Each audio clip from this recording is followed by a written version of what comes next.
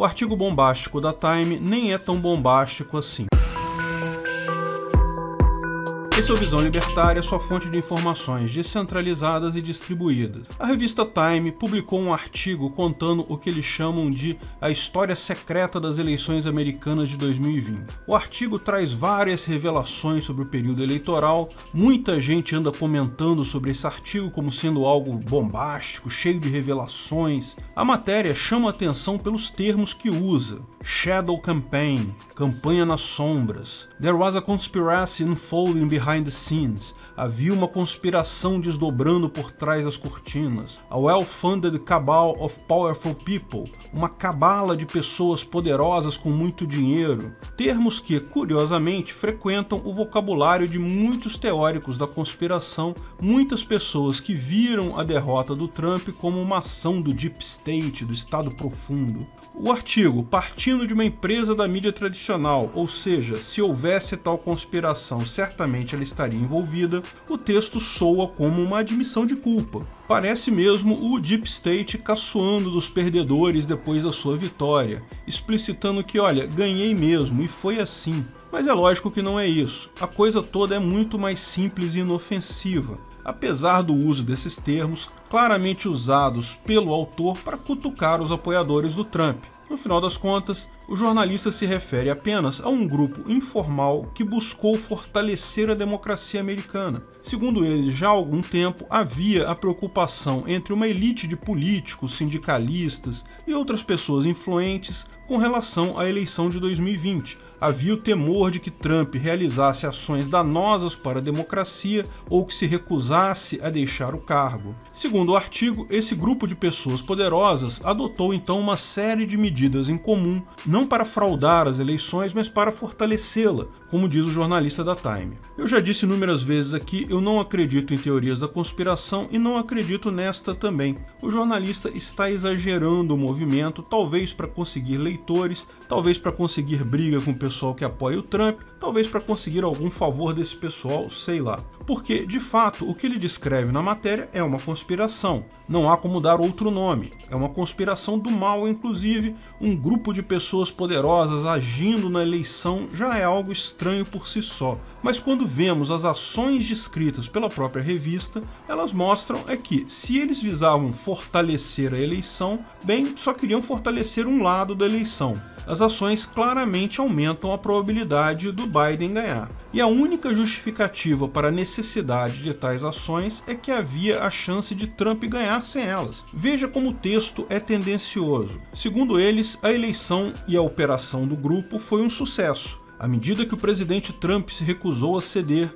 a resposta não foram protestos em massa, mas o silêncio. Quando as organizações da mídia deram o ganho para Joe Biden no dia 7 de novembro, houve júbilo nas ruas. As pessoas aglomeravam-se nas cidades americanas para celebrar o processo democrático que resultou na demissão de Trump. Ora, essa frase é tipicamente de quem apoia Biden. Os americanos que votaram em Trump certamente não tiveram uma visão positiva assim do processo. Mas ele ainda complementa. Trump reclamou de terem apontado o ganhador quando ainda havia estados-chave contando o voto. Trump talvez tivesse razão nisso. Mais adiante dizem, houve uma conspiração se desenrolando nos bastidores. Essa conspiração restringiu tanto protestos quanto coordenou a resistência dos CIOs. Isso foi o resultado de uma aliança informal entre ativistas de esquerda e titãs empresariais. Forças trabalhistas se uniram a forças do capital para manter a paz e se opor ao assalto de Trump à democracia. Ao contrário do que o jornalista faz querer crer, o socialismo já é pauta do grande capital, sempre foi, porque o socialismo implica em controle hierárquico. Quem está por cima sempre prefere o controle hierárquico do que a ordem espontânea. Toda elite política e econômica é essencialmente socialista, não enganam ninguém. Apenas deixaram de lado o teatrinho que fazem normalmente para distrair a todos. E lembra, trabalhadores não entram nessa equação, a maioria deles apoiava Trump. Quem se uniu às elites econômicas foram principalmente os sindicatos. Nenhuma surpresa aqui. Mas o texto continua. O aperto de mão entre empresas e trabalhadores foi apenas um componente de uma vasta campanha interpartidária para proteger a eleição. um extraordinário esforço paralelo dedicado não a ganhar o voto, mas a garantir que fosse livre, justo, confiável e não corrompido. Bacana isso, né? Porém, por que precisaram proteger as eleições? Quem estava ameaçando as eleições? A impressão que passa dessa frase é que queriam proteger a reeleição dos eleitores de Trump, né? Porque, embora falem que Trump atacava as eleições, ninguém explicou qual foi tal ataque. Continuam. Seu trabalho tocou todos os aspectos da eleição.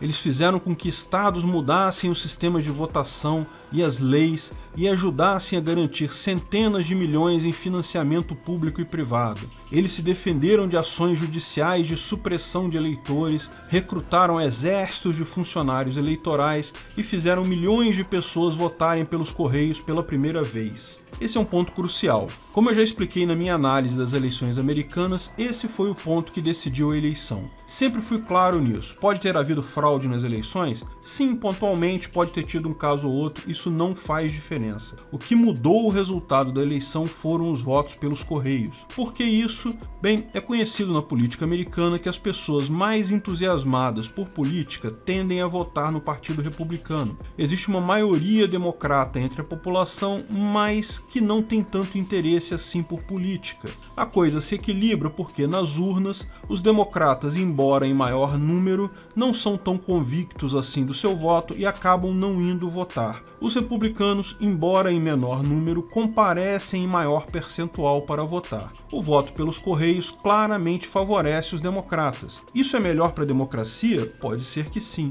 mas claramente foi uma mudança importante tomada porque, de outra forma, Trump teria ganhado a eleição. É justo mudar o jogo no meio do campeonato?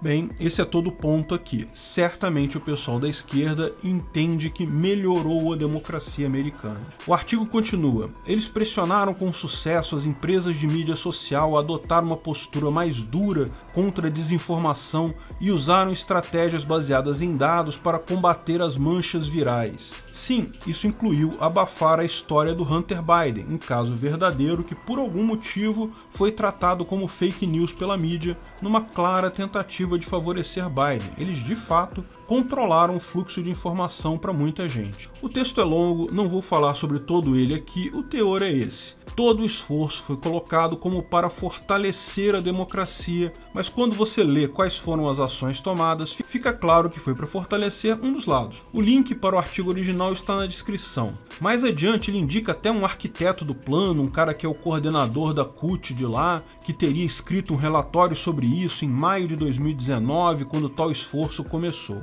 De fato, as medidas de voto pelos correios, embora muita gente associe a Covid-19, elas começaram na verdade no início de 2019. O plano era anterior a isso. Eles concluem a parte inicial do artigo com a informação de que a democracia não acontece por acaso, por mágica, ela não é auto-executada. É por isso que os participantes querem que a história secreta das eleições de 2020 seja contada, mesmo que pareça um sonho febril paranoico, uma cabala bem financiada de pessoas poderosas, abrangendo setores e ideologias, trabalhando junto nos bastidores para influenciar percepções, mudar regras e leis, orientar a cobertura da mídia e controlar o fluxo de informações. Você pode achar que isso parece com uma admissão de culpa, certo? Afinal, eles mudaram as regras do jogo para garantir que Trump não ganhasse a eleição. Parece que a revista Time admitiu que a teoria da conspiração XYZ estava certa, mas não é nada disso. É preciso lembrar que não foi isso que aconteceu. O jornalista está claramente montando uma conspiração com fatos isolados, tomados por pessoas diferentes que apenas tinham, talvez, o mesmo interesse. Eu não estou dizendo que as ações não aconteceram, elas claramente aconteceram. Vários estados tomaram a decisão de fazer voto pelos correios, mas foram tomados por pessoas diferentes que apenas tinham o mesmo interesse. O elemento que falta aqui é que não houve a coordenação. Foram ações espontâneas não coordenadas. Pessoas diferentes tomando ações do mesmo sentido porque têm interesse em comum. E por que é importante ter isso em mente? Porque não devemos repetir o erro que essas pessoas estão tendo agora. Eu vou explicar. Houve de fato muita gente do Partido Democrata e da elite política americana e econômica também interessada em tirar Trump nas últimas eleições. Isso não é segredo, isso é uma realidade observável. Na verdade, tentavam tirar ele desde a eleição de 2016. O desespero deles veio justamente do fato que, apesar de criticarem dia e noite Trump na mídia tradicional, a popularidade dele não sofreu um arranhão sequer. Tudo indicava que ele iria ganhar a eleição de novo. Isso mostrava que as elites econômicas e políticas perderam a sua capacidade de influenciar as pessoas devido à informação descentralizada e distribuída. Quando havia apenas meia dúzia de canais de televisão, era fácil fazer isso. Tornou-se impossível porque agora ninguém mais presta atenção no que a mídia tradicional fala. Cada pessoa assiste 300 canais no YouTube com muita informação, muita opinião e ninguém mais se importa com o que falam as mídias tradicionais. Esse tipo de poder que eles perderam tem muito valor e eles querem de volta. Mas se isso fosse um movimento coordenado, eles teriam prestado atenção na causa central, a informação descentralizada e distribuída, a necessidade de governos voluntários em um livre mercado. Mas como são apenas um conjunto de atores desconexos tomando ações que julgam serem as melhores, sem coordenação,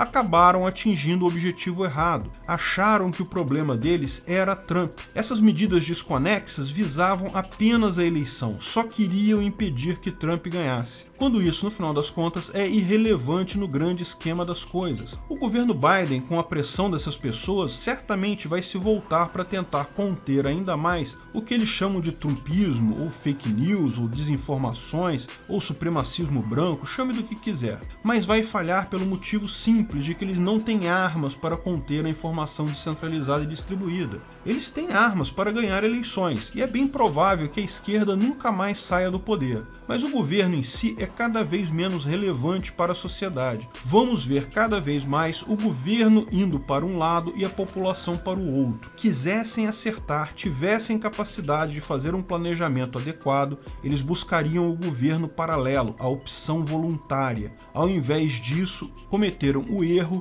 de entender as coisas com uma visão do passado, em que governo é a mesma coisa que poder. Ganharam a eleição, mas não ganharam nem nunca mais vão ganhar corações e mentes dos americanos. Obrigado pela audiência. Esse artigo foi sugerido por Robert Malow, escrito e narrado por Peter Turguniev. Esse vídeo foi um oferecimento de armataweb.com, cloud e serviços de data center. 100% de compromisso com a satisfação e privacidade dos clientes. Aceitamos Bitcoin. Veja o link na descrição do vídeo. Se você gostou desse vídeo, clique no like e compartilhe ele em suas redes sociais. Se inscreva no canal para nos ajudar, clicando no botão vermelho abaixo. Se quiser ser avisado de novos vídeos, clique no sininho ao lado. Saiba mais sobre o nosso projeto no site visãolibertaria.com. Lá você pode sugerir novos artigos, escrever artigos, patrocinar e muito mais. Confira visãolibertaria.com. Até a próxima!